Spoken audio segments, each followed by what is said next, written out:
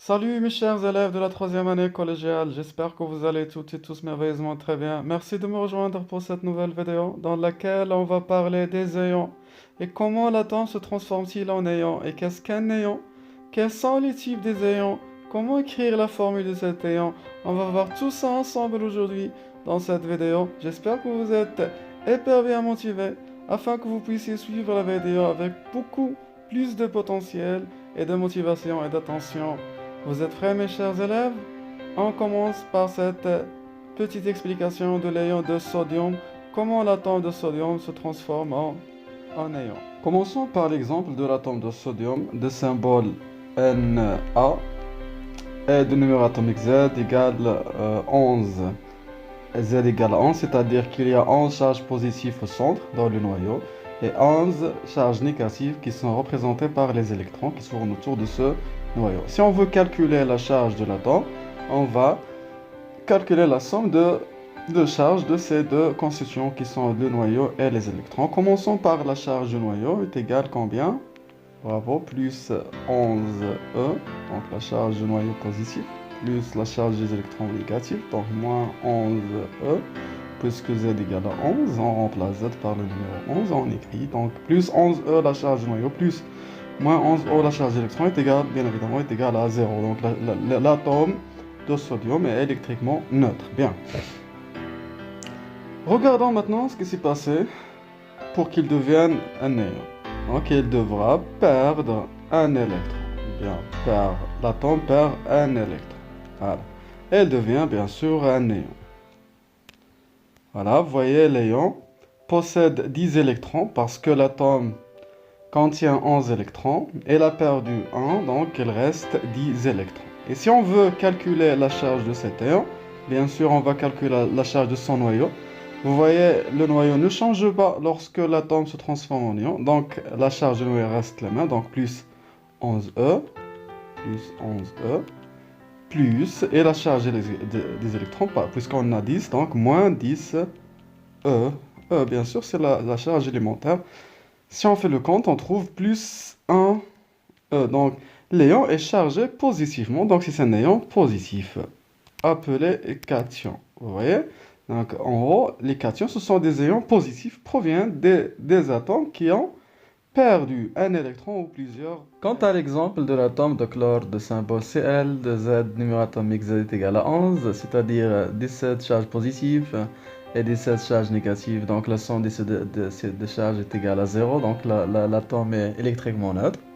Donc, lorsqu'il gagne, ici dans ce cas, l'atome gagne un électron, bien sûr, elle devient un néon.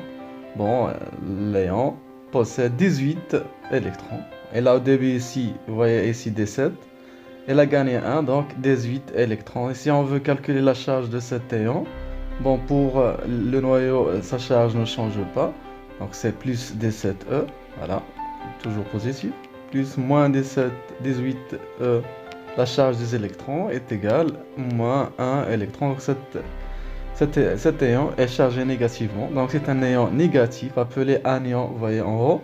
Donc anion, c'est un ion négatif, d'accord? Provient d'un atome qui a gagné un ou plusieurs électrons. Bon, si on veut écrire bien sûr le symbole, je vous laisse avec cette explication. Comment écrire la formule de... Maintenant, je vais vous expliquer comment écrire la formule d'un ion. Prenons l'exemple de sodium. Cet atome qui a perdu un électron pour devenir l'ion de sodium. D'accord, on a déjà vu comment calculer sa charge. Maintenant, on va apprendre à écrire la formule de cet ion. Comment écrire la formule d'ion? D'abord, il ne faut pas confondre entre le symbole de l'atome et la formule d'ion, d'accord? Donc, pour écrire la formule de cet ion, on commence par le symbole de l'atome à partir duquel l'ion se forme, se construit, donc c'est Na, d'accord? Voilà. Puis, on ajoute, suivi de nombre de signes, plus ou moins, selon le signe de l'ion, bien le type de l'ion. Et si l'ion de sodium c'est un cation, donc porte une charge positive, d'accord? Donc on écrit ici plus en haut à droite. Et puisqu'il a l'atome il a perdu seulement un seul électron, donc on écrit seulement un plus. Donc la formule de cet ion c'est Na+, d'accord? Et le symbole de l'atome c'est Na. Vous voyez? Celui-là, c'est, celui-ci, pardon, c'est le symbole de l'atome et celui-là, c'est la formule de l'ion qui provient de cet atome qui a perdu un électron. Voilà. D'accord? Donc plus, c'est le nombre d'électrons perdus. Un électron perdu. D'accord? Et si on prend l'exemple de chlore, qu'on a déjà vu, donc l'atome de chlore gagne un électron, il devient un anion, c'est-à-dire un ion négatif qui provient d'un atome qui a gagné un électron. Donc on écrit d'abord, donc celui-ci c'est le symbole de l'atome. Si on veut écrire l'ion, donc on commence par le symbole, c'est L, et on ajoute le signe moins parce que c'est un anion, porte une charge négative. On écrit seulement un seul moins parce que l'atome, elle a gagné un seul électron. Donc, moins, c'est le nombre, c'est un électron qui a été gagné par cet atome. D'accord? Voilà. Continuons. Donc, pour récapituler, donc, en deux, les ions. Un ion provient d'un atome ou d'un groupement d'atomes ayant perdu ou gagné un ou plusieurs électrons. Un cation est un ion positif, provient d'un atome ou d'un groupement d'atomes ayant perdu un ou plusieurs électrons. Exemple des cations Ce2+, et Hg2+. Ces ions portent une charge positive, donc ce sont des cations. Et un anion est un ion négatif, provient d'un atome ou d'un groupement d'atomes ayant gagné ou bien reçu un ou plusieurs électrons. Exemple de Cl-, O2-, SO4-, ce sont tous des anions parce qu'ils portent une charge négative. Ils ont un signe moins en haut à droite. D'accord? Donc pour connaître s'il est un cation ou bien un anion, on voit seulement son signe. S'il est positif, donc c'est un cation. S'il est négatif, c'est un anion. Bien.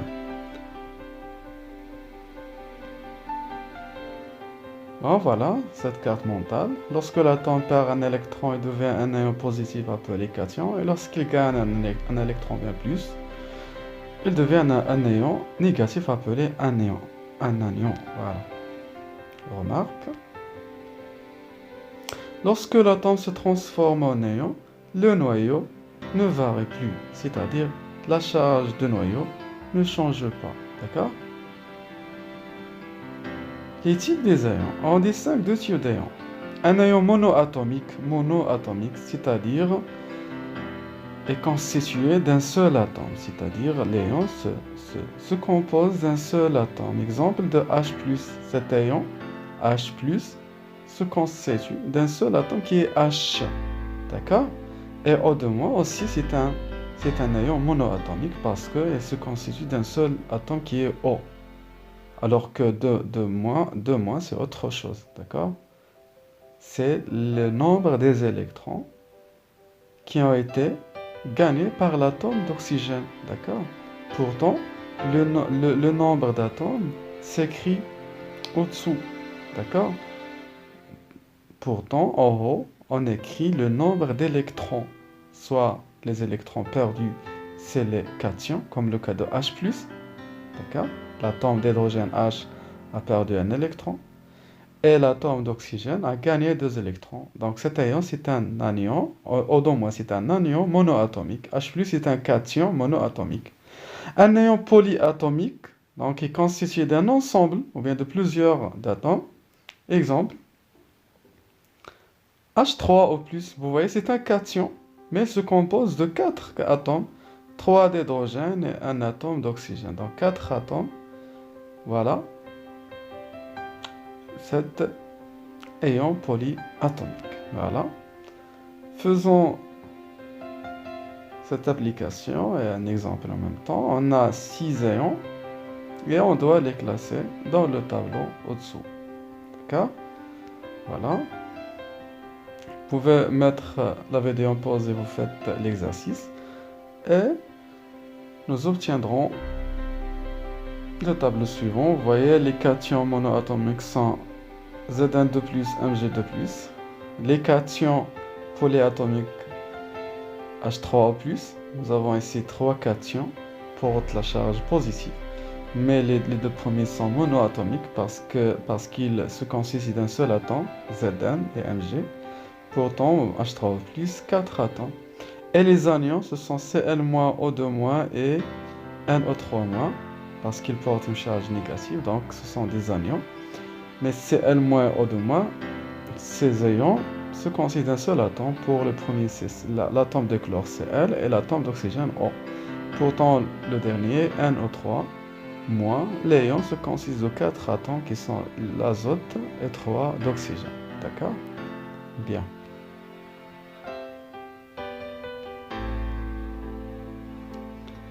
Passons à l'écriture de la formule d'un néon. Pour écrire une formule d'un néon, on écrit d'abord le symbole de l'atome à partir duquel l'éon se forme, suivi de nombre de signes plus ou moins qui représentent respectivement le nombre d'électrons perdus ou acquis, ou bien reçus, ou bien gagnés, où ce nombre est exposé en haut et à droite de son symbole d'atome.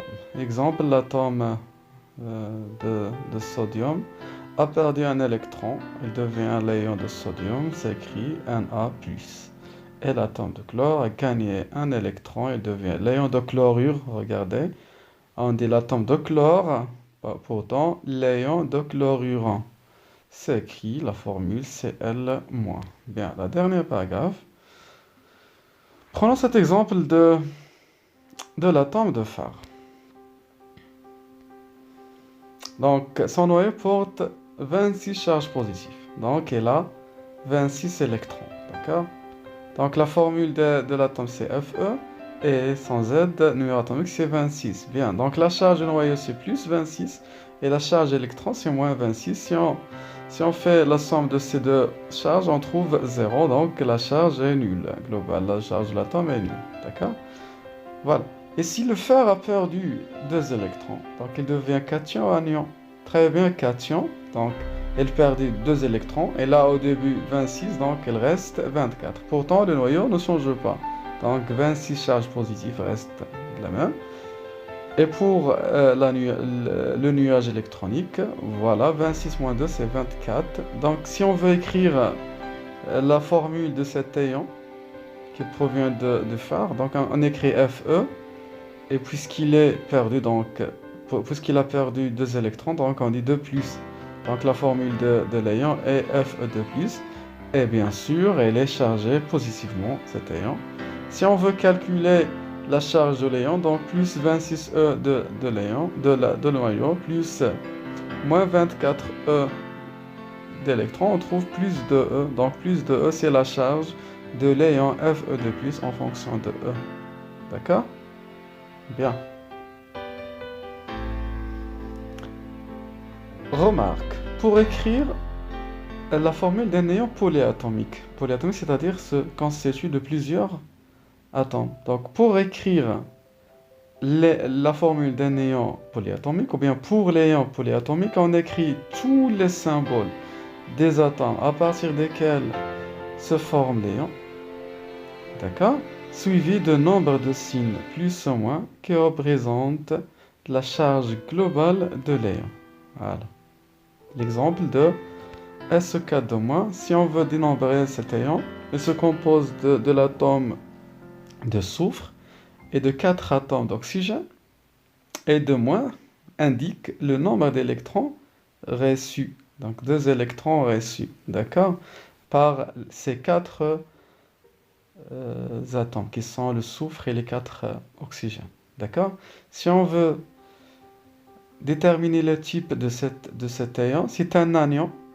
D'accord? C'est un anion polyatomique. Anion parce qu'il porte une charge négative, et polyatomique parce qu'il se compose de 4 atomes.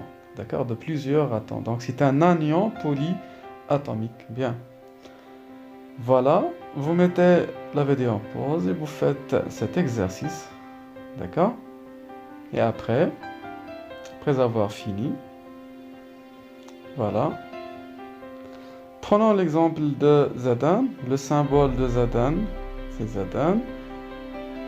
Le numéro atomique Z est égal à 30, donc la charge électrique d'électron c'est moins 30E.